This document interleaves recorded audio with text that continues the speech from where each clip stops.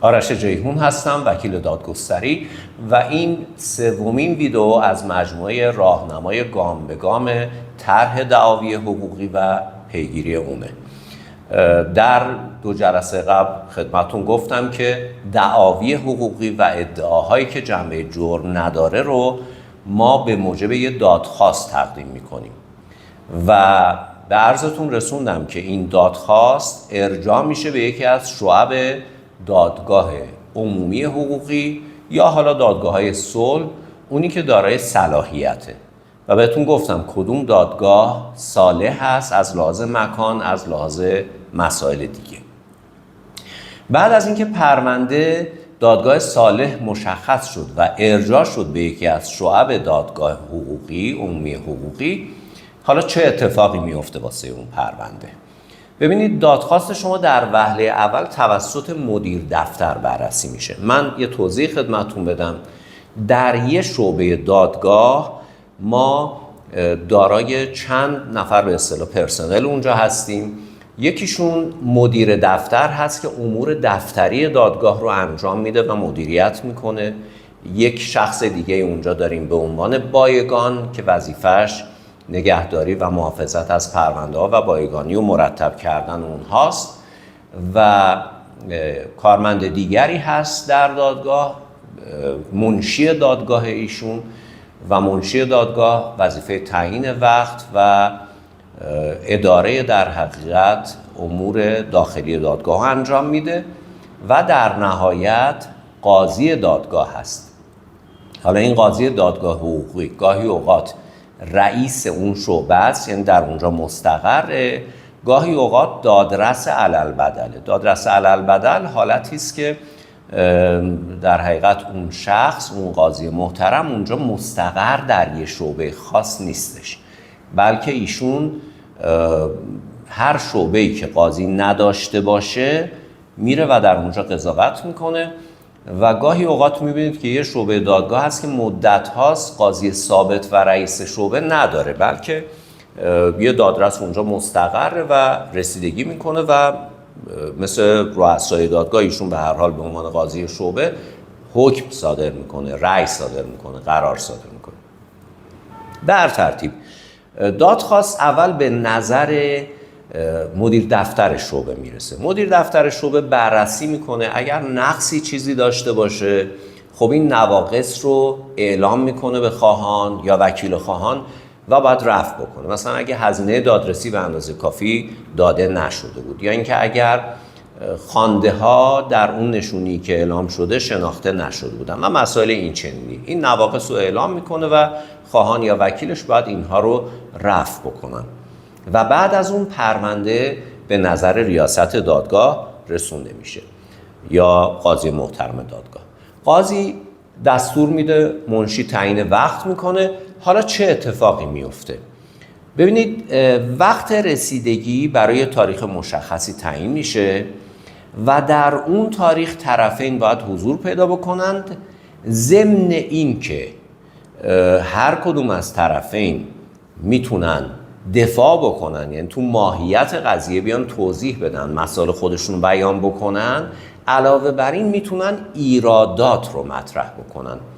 پس ایرادات چی هن؟ ایرادات مواردی هن که مطرح میشن و دفاع تلقی نمیشن. یعنی طرف نمیاد مثلا در برابر ادعای خواهان که گفته که من از تو اینقدر طلبکارم بیاد دلیل بیاره که نه طلبکار نیست، یا اینکه بگه تو چه دلایلی داری و بعد بخواد وارد ماهیت دفاع از اون بشه. نه، ایرادات مسائلش شکلی هستن، یعنی این دعوا به شکل صحیح مطرح نشده یا یه مسائلی توش هست، اینها رو مطرح خواهند کرد و این ایرادات باید تا اولین جلسه رسیدگی مطرح بشن. اگر از اون بگذره دیگه مطرح کردنشون پذیرفته نیست. حالا ایراداتی که ممکنه مطرح بشن چیان؟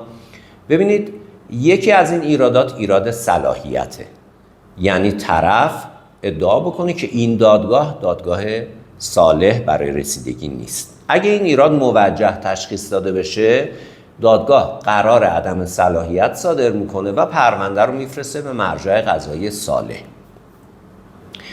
ایرادات دیگه‌ای که داریم، یکی عدم اهلیته. عدم اهلیت یعنی چی؟ یعنی این شخص به لحاظ ذاتی یا به لحاظ مسائلی که پیش اومده این توانایی قانونی و اجازه قانونی برای طرح دعوا رو و دفاع و در حقیقت حضور در جلسه رو نداره. حالا چه شخصی اهلیت نداره؟ یکی صغیره یا همون طفل، کسانی که کودک هستند دارای اهلیت نیستند. یکی دیگه خدمت شما عرض شود که کسی است که عقلش زائل شده باشه، عقل نداشته باشه، به اصطلاح مجنون. یکی دیگر افرادی هستن که غیر رشید تلقی میشن. غیر رشید، ببینید به هر ستای اینو، به همه اینا ما میگیم مهجور، یعنی دچار هجر هستن. غیر رشید کیه؟ غیر رشید کسی است که از لحاظ عقلی مشکل خاصی نداره، اما خیر و صلاح خودش رو از لحاظ مسائل مالی نمیتونه تشخیص بده. اینو بهش میگن غیر رشید. حالا شامل کیا میشه؟ یه عده‌ای از افراد هستن که بزرگسالن، دچار همچین عارضه و همچین وضعیتی هستن. یه عده از افراد هم هستن که در حقیقت به سن بلوغ رسیدن از نظر قانونی، ولی به سن رشد که همون 18 سالگیه نرسیدن. حالا اینا ممکنه قبل از 18 سالگی هم برن دادگاه و تقاضای صدور حکم رشد بکنن که اونو بعداً شرایطش رو به شما عرض خواهم کرد چیه. و حالا یه دسته دیگه‌ای از مهجورین تجار ورشکسته هستن. اونا هم حق دخالت در مسائل مالی خودشون رو ندارن و دارای محدودیت‌هایی هستن. پس یه بحثی از ایرادات که ما اینجا باش مواجه هستیم مسئله مهجورین هستش و بحث عدم اهلیت هستش. ایراد دیگه که میشه مطرح بشه بحث ذی‌نفع نبودن خواهان در دعواست. یعنی که مثلا حسن طلبکار است و حالا حسین اومده داره این طلب رو ادعاشو میکنه. خب ایشون در این که حسن پیروز بشه یا موفق بشه ایشون ذی‌نفع نیستش، حق به اون تعلق نداره. پس اینجا بحث ذی‌نفع نبودنه. یه بحث دیگه عذرخواهی میکنم، بحث مطرح کردن این ایراده که اون شخص دارای سمت نیست. منظور از سمت چیه؟ یعنی دعوا رو خود اون کسی که صاحب حقه و ما بهش میگیم اصیل اون مطرح نمیکنه دعوا رو، یه شخصی به عنوان نماینده اون میاد مطرحش میکنه. حالا این نماینده یا میتونه وکیل باشه، یا میتونه قیم اون آدم باشه، یا ولی اون آدم میتونه باشه و امثال هم. حالا اگه این شخصی که اومده خود اون اصیل نباشه، خود اون آدمی نباشه که دارای حقه و به خدمت شما عرض شود که دارای سمت هم نباشه، خب ایراد سمت رو میشه مطرح کرد. یه نکته هم توجه داشته باشید، اونم این که وکیل شخص میتونه حضور پیدا کنه به جای خودش و دارای سمت هست، اما این وکیل باید حتما وکیل دادگستری باشه، یعنی باید دارای پروانه وکالت با اون شرایطی در قانون پیش بینی شده باشه. اینکه کسی وکالت رسمی از دیگری داشته باشه و مجاز باشه در دادگاه حقوقی بیاد اعلام وکالت بکنه و به جای دیگری دفاع بکنه، این پذیرفته نیست و قانون چنین اجازه‌ای رو نمیده. خب حالا سوال براتون پیش میاد که خب پس فایده اون وکالته چیه که داده میشه؟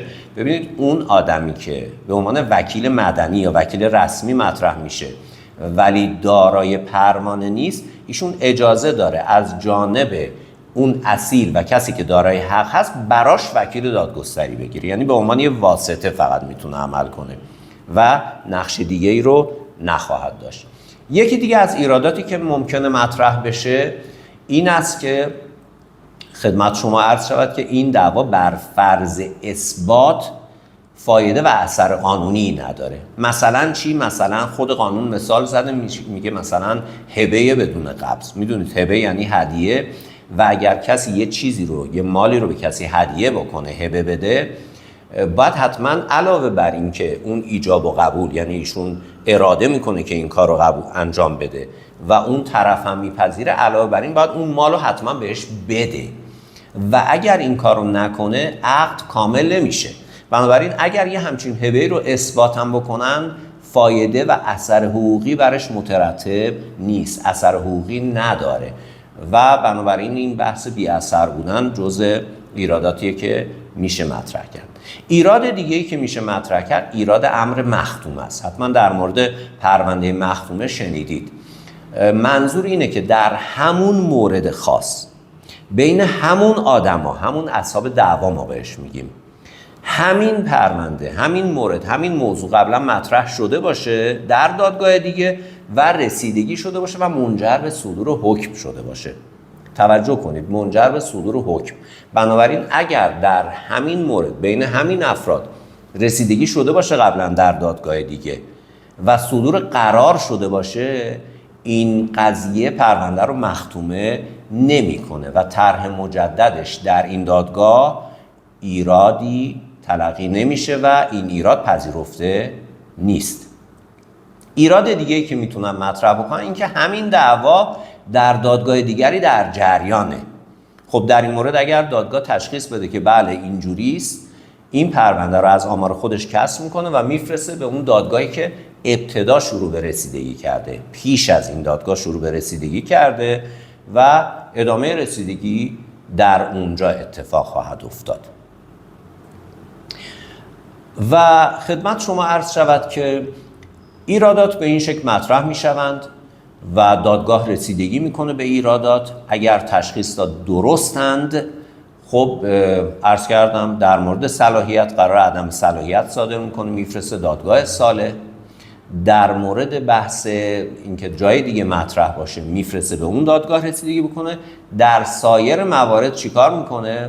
قرار رد دعوا صادر میکنه و پرونده رو به صورت شکلی میبنده.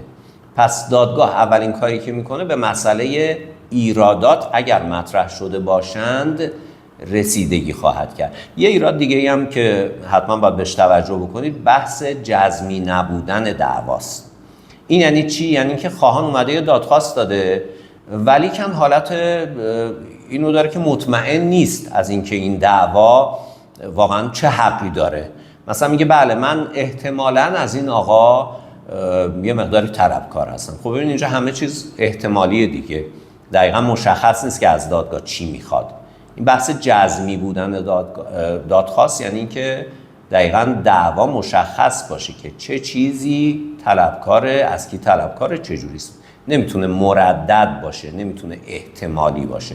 اینم جزء ایراداتی است که حتما باید بهش توجه بکنید. اگه دادخواست میخواید بدید هیچ وقت ننویسید که مثلا آره من احتمالاً از این آدم مثلا 100,000 تومان یا 200,000 تومان، حالا 100,000 تومان 200,000 تومان که نه، مثلا 100 میلیارد تومان یا 200 میلیارد تومان طلبکارم. نه، این باید دقیقاً مشخص بشه از کی، چقدر، چطوری. این دعوا میشه دعوای جزمی. خب این بحث ایرادات بود. امیدوارم که استفاده کرده باشید، به درتون بخوره و بتونید استفاده بکنید. در جلسات بعد بیشتر براتون خواهم گفت.